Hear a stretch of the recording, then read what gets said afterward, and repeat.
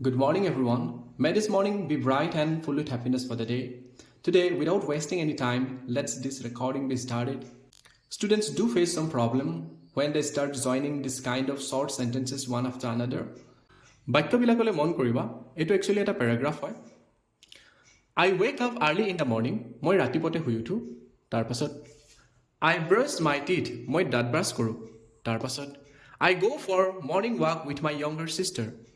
মই সৰু ভণ্টিৰ লগত ৰাতিপুৱা খোজ কাঢ়িবলৈ যাওঁ তাৰপাছত I take a bath মই গা ধুওঁ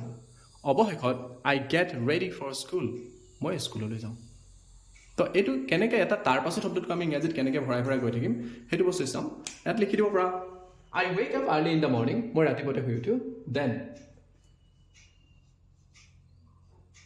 তাৰপাছত I brush my teeth মই দাঁত ব্ৰাছ কৰোঁ after that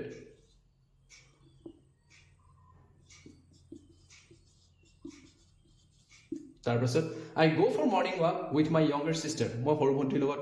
মৰ্ণিং ৱাক কৰিবলৈ যাওঁ তাৰপাছত নেক্সট লিখি দিব পৰা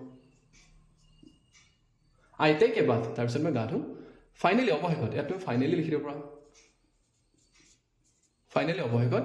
I get ready for school তো এনেধৰণে আমি একচুৱেলি বাক্যবিলাক জোৰা লগাই যাব পাৰোঁ এটাৰ পিছত আনটো এইখিনিক আমি কানেকশ্যনছ বুলি ক'ব পাৰোঁ actually thank you if this video' is beneficial for the student then please share it